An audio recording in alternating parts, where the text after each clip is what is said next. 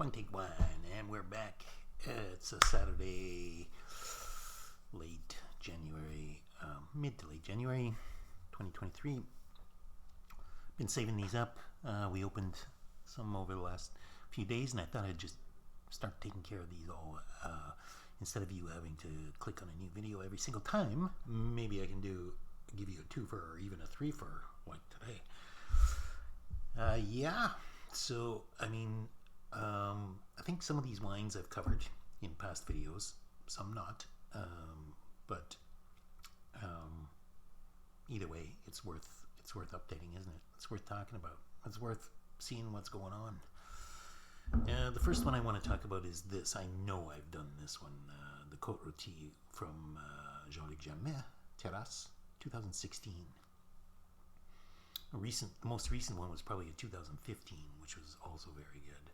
But the 2016 is special, right? It's ripe. This has been open overnight now, and it's like really just gorgeous. It's in such a great place. Like, you don't need to hang on to these too much longer just to enjoy really honest, fruit forward, but classy Côte Rotie. And by classy, I mean, still some minerality and some presence about it, and a real feel of, that you're in great wine territory.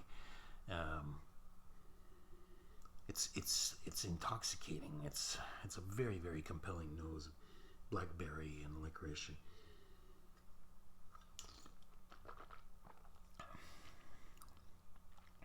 Tarmac, very, very blackberry. This is really, really good. It's just, the tannins are gentle. Everything's in proportionate. It's in such balance. It really is it was my top wine a couple years ago.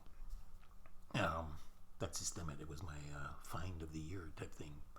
And it's just going from strength to strength. It's putting on a little bit of weight. So it's getting a bit fatter. Juicier, you could say. Without losing any sense of freshness. There's a beautiful freshness to it. It's not overly long, but it's not short either. It's just balanced. It's one of those really, like, drink. I wish this was in magnums, and I would probably drink the whole thing myself. But moving right along. Second wine I want to talk about is this, the Chateau Fuissé, Tête de Cuvée. It's a Fuissé 2017. Yeah, and I've kind of had this in the fridge since release. I drank a few of them when they came out. I'm not a huge Pouilly Fuissé fan. Tell you why. Because I find them very ripe and not as delicate. They don't have the finesse that I like in a Chardonnay. Instead, these are for people who like that round, rich, almost New World vanilla style.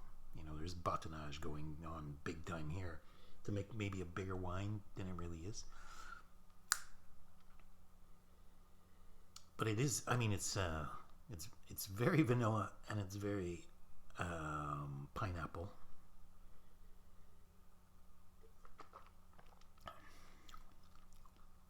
Quite sweet, quite intense, quite short.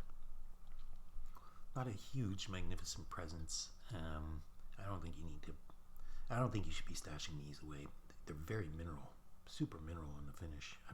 If you like that, if you like bold flavor, bold, almost modern style Chardonnay flavors, with a mineral finish, a stony finish, then this is your wine, actually. As I recall, they're priced pretty well as well. So no harm, no foul. Doing very well there. Last but not least, need another glass.